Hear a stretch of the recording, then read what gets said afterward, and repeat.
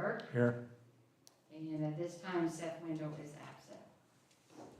All right, first item on the agenda is minutes from October 10th, 2022 regular meeting. I believe Kelly sent those out today.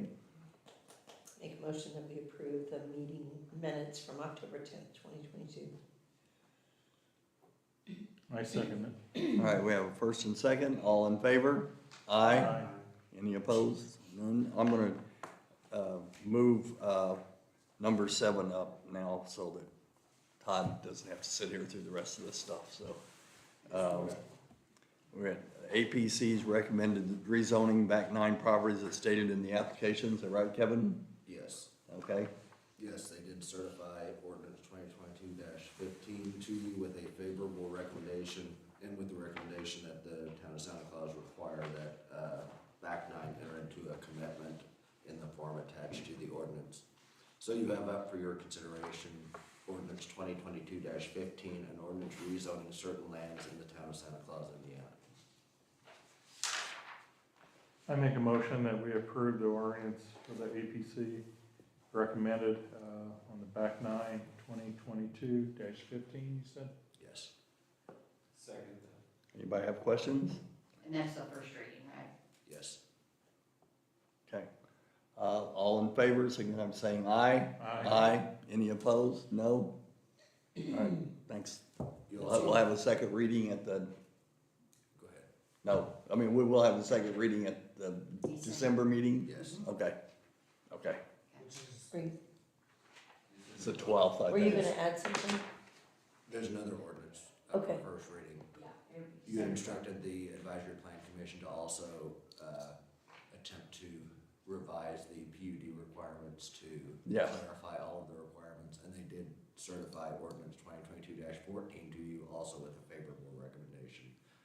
So you have up for your consideration the first reading of ordinance 2022-14, and ordinance amending sections 11.04.048 and 11.04.120, subparagraph 4 of the municipal code of the town of Santa Claus, Indiana concerning planned unit developments.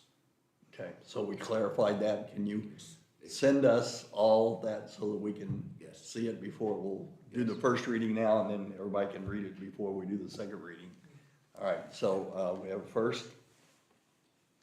I make a motion that we have a first reading of the PUD that was recommended by the APC, 2022-14. I'll second it. We have first and second. Any questions? All in favor, signify by saying aye. Aye. First reading, none opposed. First reading passes. Okay. Now you're gonna go back to Todd? All right, now, do you have anything you want to add, Todd? You're good? Okay. All right, now we'll move back to Chris Middleton, liability insurance. Chris?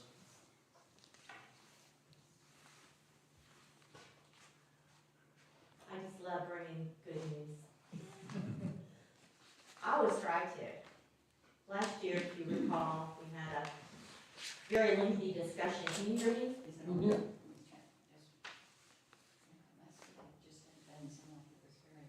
Are we good? Mhm.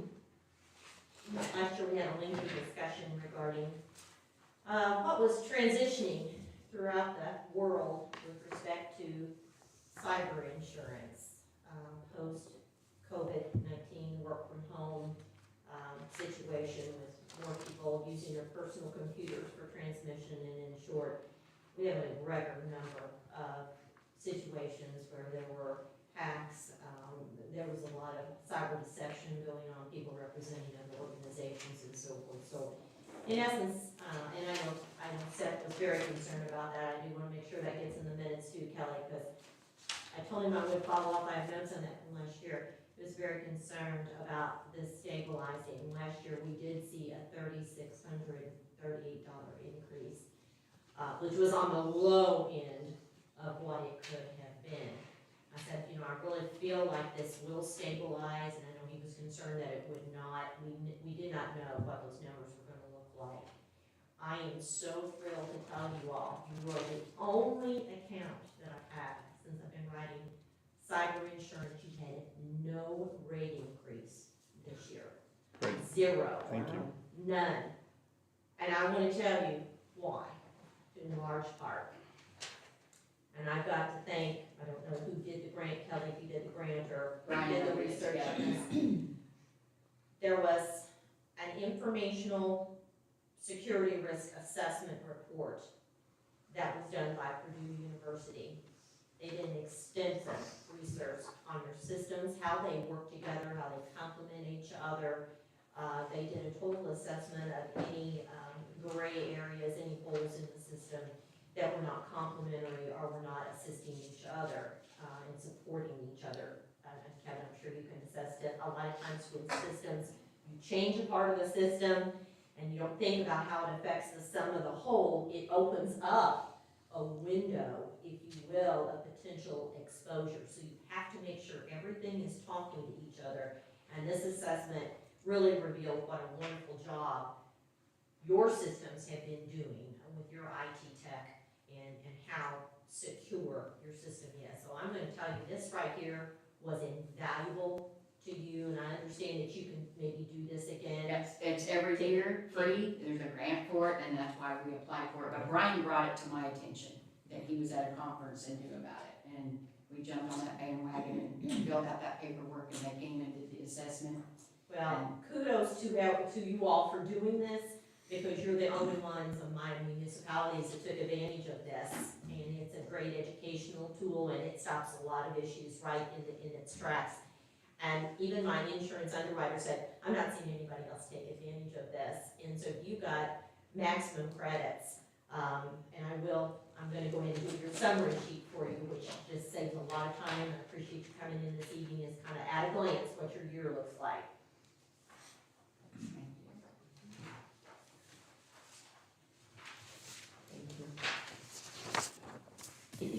Thanks. You're welcome.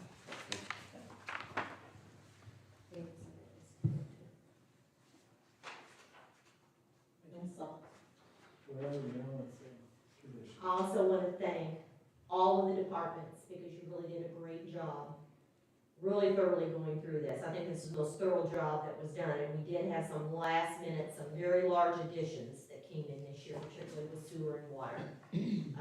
They redid the numbering system, we added the new water wells, a lot of the lift stations were added that were caught, that hadn't been added, perhaps over the last maybe 16, 18 months. Those were caught up.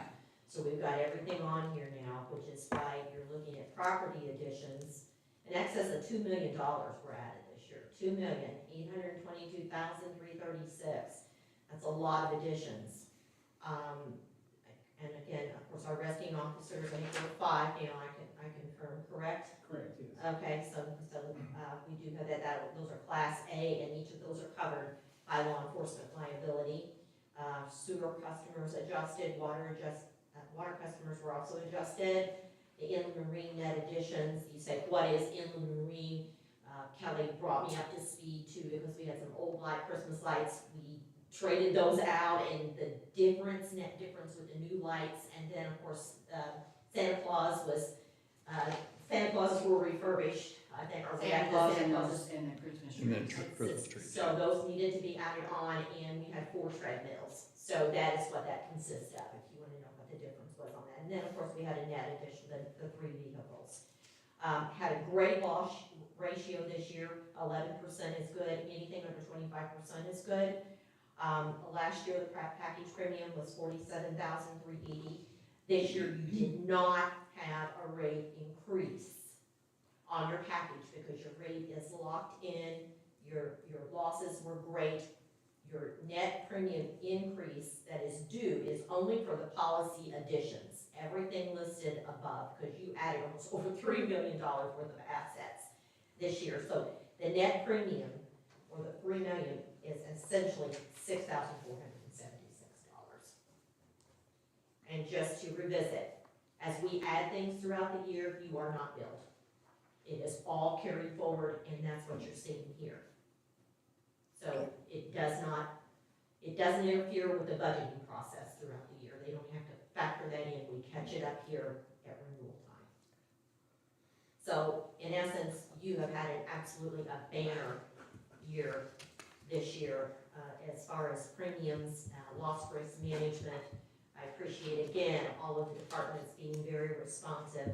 We can only be as good as they are as far as they're reviewing their respective inventory and keeping us up on what it is they're purchasing and getting those things off that are sold. That's just as important as getting rid of the things that you no longer own. And we constantly are reviewing that. So does anybody have any questions for me? No, that's great.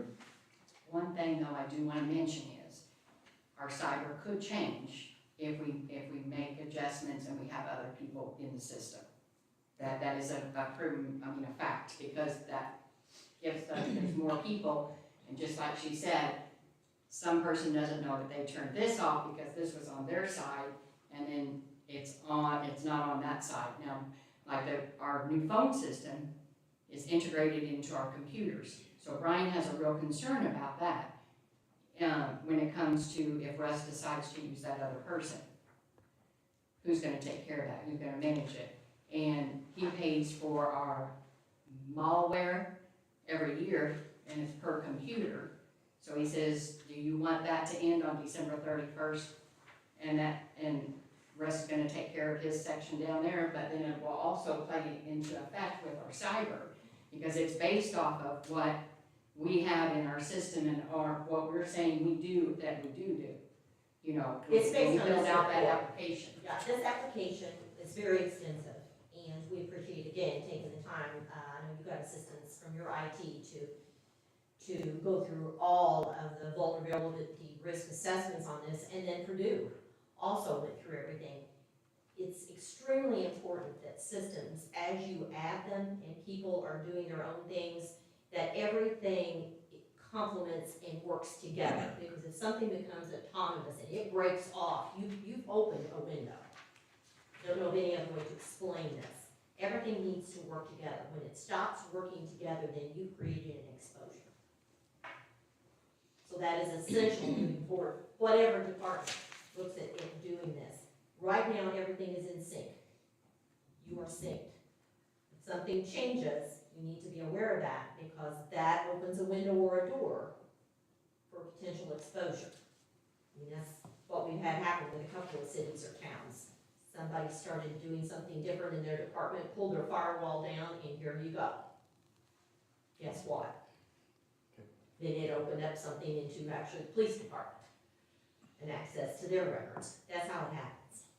So everything needs to stay synced, complementing each other and very tight, which is how you've been operating. So whoever does this assessment of any changes moving forward in any department need to make sure that you stay synced and everything is complementary and that everything is in place that you have now. They have to be offering the same precautions, everything from firewalls on as you have in place now. So why change something that's So, I mean, allowed us to not agree to this something? is amazing. What you've done here, I haven't seen anything probably as thorough as this recently done at no cost to an individual. Very well done, and the company is very impressed with those kind of procedures. So, and they reward you accordingly. I mean, it pays off in dollars and cents and in savings. I do want to say that I talked to Matt Taylor and asked him a number of questions.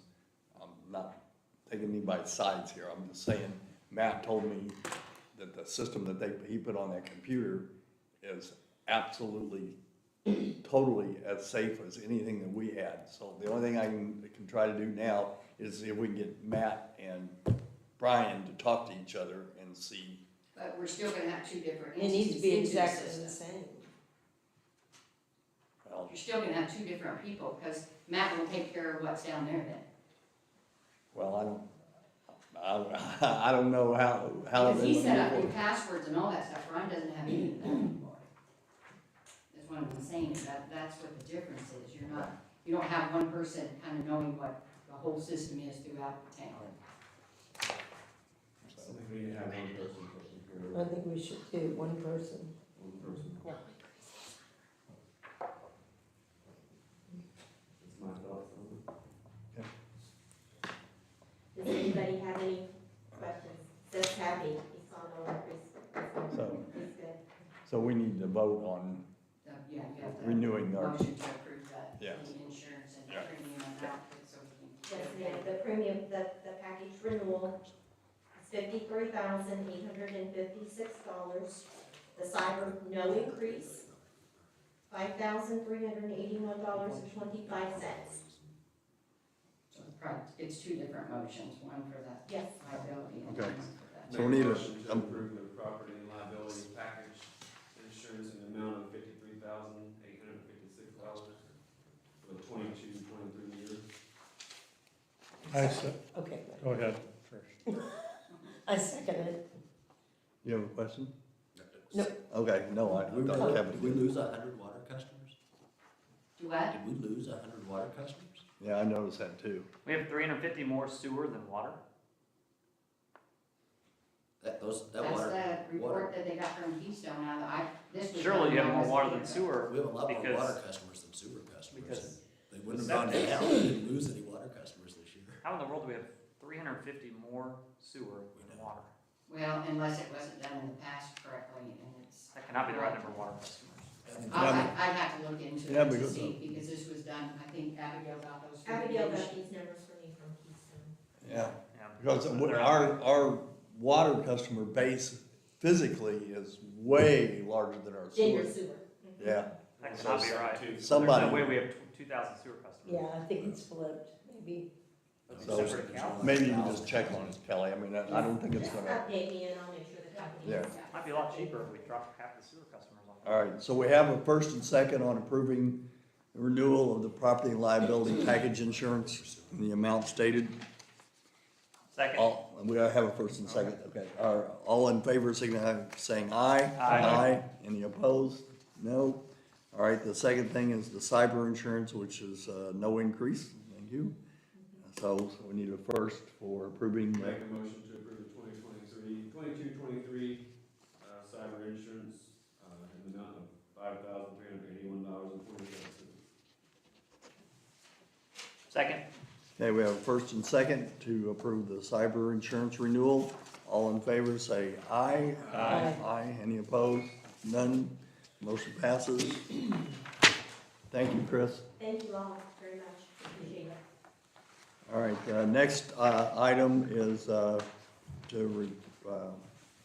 replace Mr. Aitchen on the APC board. We needed a Democrat, and Rick Goffinette has been suggested, and he's agreed, correct, Trish? Yep. So APC has recommended that we Yeah, he put was him at on. our last meeting, actually. Good. Okay, so, I make a motion that we take Democrat Rick Goffnet as an APC appointee.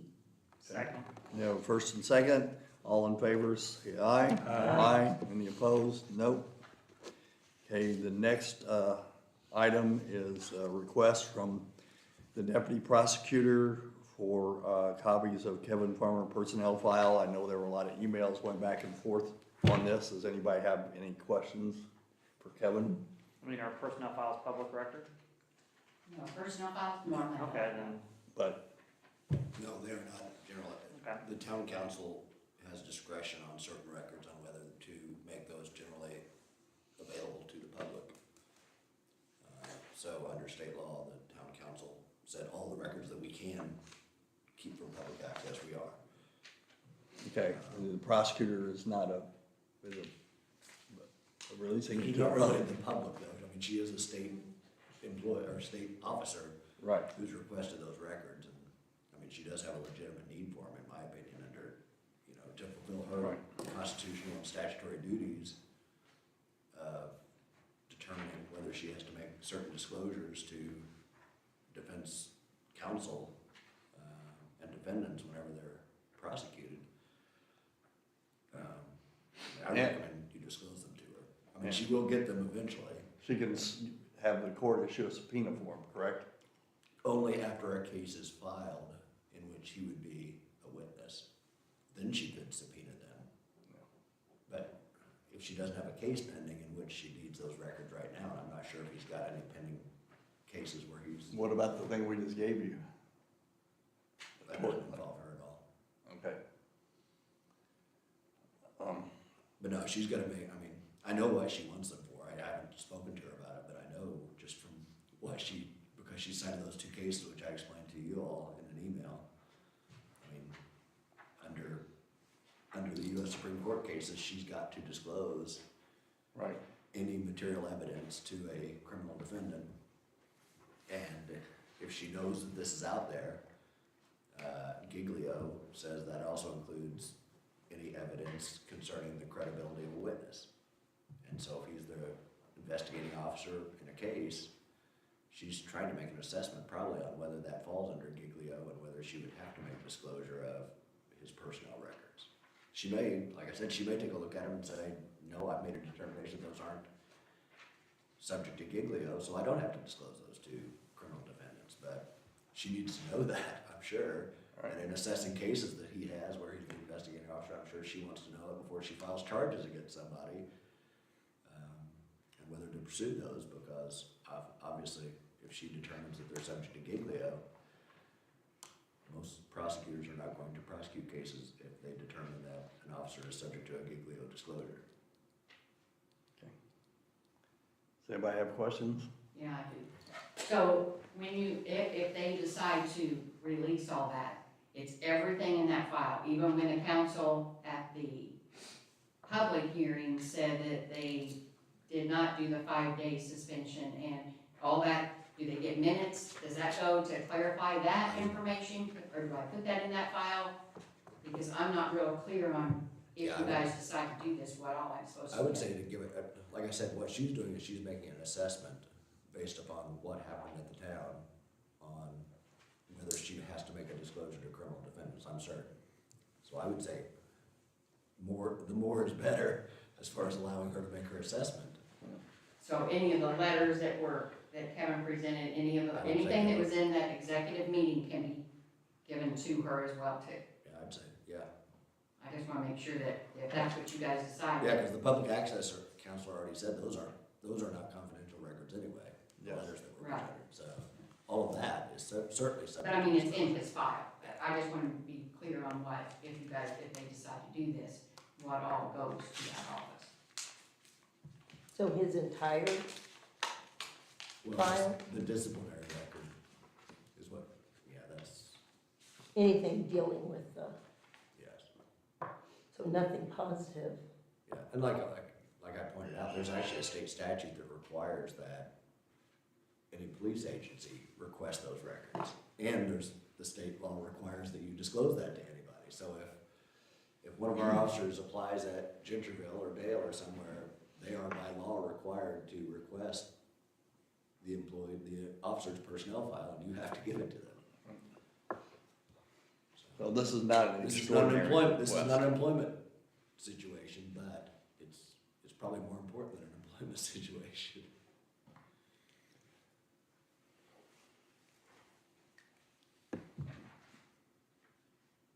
I stated my case in an email. I haven't voted.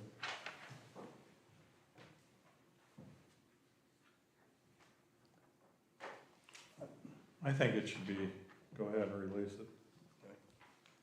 Because she can get it either way, so why All right. add more? Is that a motion, Kevin? Is that a motion? I make a motion that we release the information that she desires to the prosecutor. I'll second that motion. Okay, we have first and second. All in favor, signify by saying aye. Aye. Any opposed? Nay. Nay. Okay, motion carries, and the clerk treasurer will forward the appropriate documents on to the prosecutor's office. All right, before, let's see, Kevin, can you want to comment on this? The normal procedures for this tort, and we have to notify our insurance carrier and all that stuff, so We could should you? notify them, but basically tell them that until suit's filed, they won't do anything until suit's filed anyway. I don't know if you want me to respond to this after I've consulted with James about the circumstances, but right now, we should notify our insurer as soon as possible, though, just to put them on notice, that we've got a tort claim notice. Right, and just so that we're all aware of it, if this moves forward, the insurance company's attorneys will handle the case, Yeah, correct? They've got a duty to defend, so, yeah, I basically carry their briefcase usually. So Yeah. That's how it works, is they hire somebody else. And to- you have that insurance for us, I correct? do, Do you also have the counties? yes. So, okay, so we'll need to, we need to work with the county on this, or is it No, just the two insurance separate? company, if he ever would file suit, Insurance will do then what they insurance do. will hire a separate attorney for the county and a separate one for the. Okay. All right, They handle like I said, they've got a duty to defend under the policy. Is They- this, they hire the something, counsel. somebody didn't get their way, they're pissed off about it?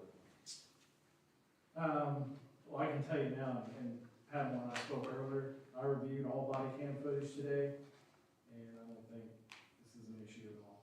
it's what? He doesn't I think don't it's think an this is issue. gonna be an issue at all, and I think once Kevin and I sit down tomorrow and view the video again together, and I'm telling you right now, nobody done anything wrong. Okay, so was that subject there? He was not. He was there the first time when he was arrested, and then Ryan went back the next day under request of the homeowners, his wife, who also lives there. Right, She gave Ryan permission to go back in the house. So to and me, this we is- have that on the video? Oh, So absolutely. we have a written statement or Yeah, absolutely, yeah. a release? Yeah, I feel no issue with this. Okay, That'd be That's up why to we have Kevin. these body cameras. Mhm. Yes, yeah, I don't, watching those body cam, his was 2 hours long, and I absolutely seen zero violation, and nobody did anything that I wouldn't have done myself, so. And I've been here, next year will be 16 years, and I haven't been sued yet, so good. I'm Good. obviously doing something right, I think. That or I haven't made the wrong person mad yet. A question for you, Chris. Yes, ma'am. So let's just pretend that it would be. How does, something like that, you know, if I have a car wreck, it changes my insurance because I have to pay out.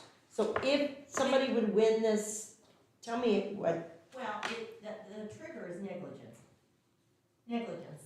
They have to prove, people can sue anybody for anything. Right. But you have to prove negligence. And that's what, the tort is just basically kind of giving us notice, I call it just giving us Okay. You notice. can't that- sue a municipality. You Yeah, can't Okay. sue a municipality. okay, Yeah, Any I didn't know subdivision- that. Yeah, you can't sue the town or the school court, anybody, Okay, without giving a tort claims notice. okay, right, I mean, that's kind of just says, hey, we're reserving our right to. yes, you know, okay. move I just forward. needed to know that. Yeah, We've but- got these before and they never Yeah. filed A few suit. years ago, Yeah. remember when the lady fell over at, Yeah.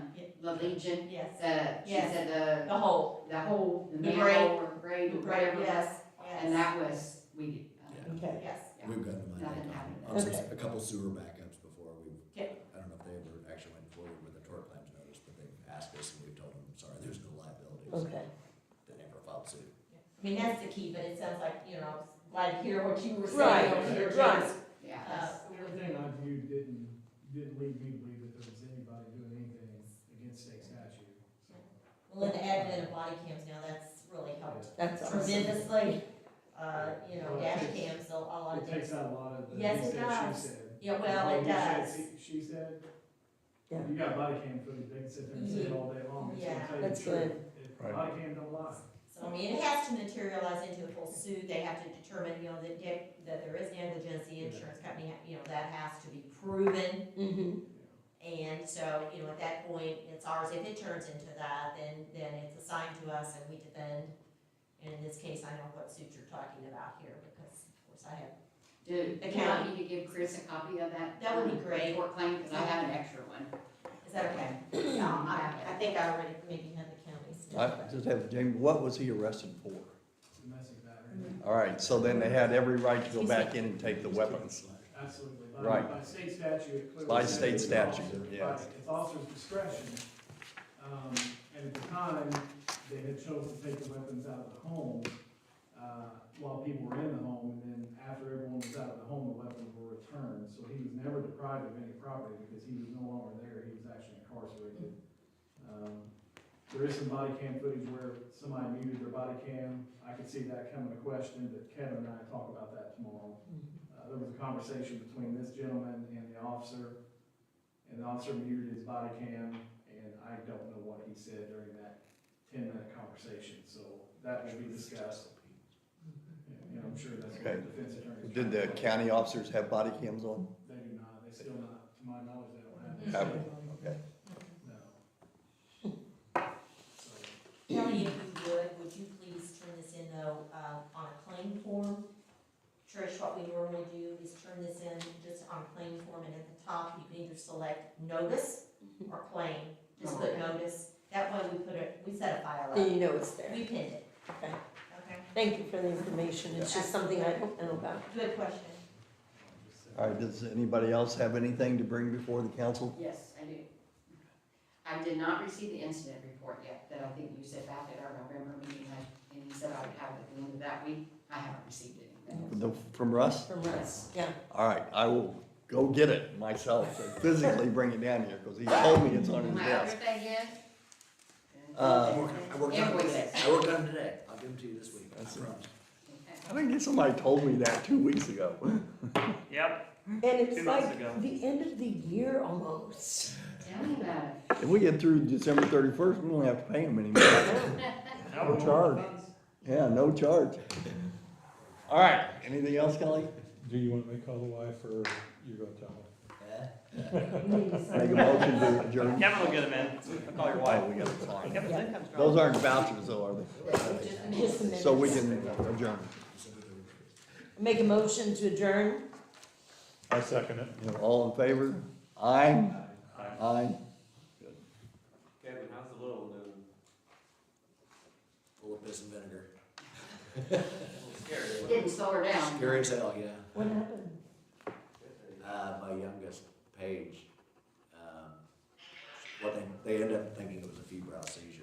She was sick and, went to the doctor last, Tuesday?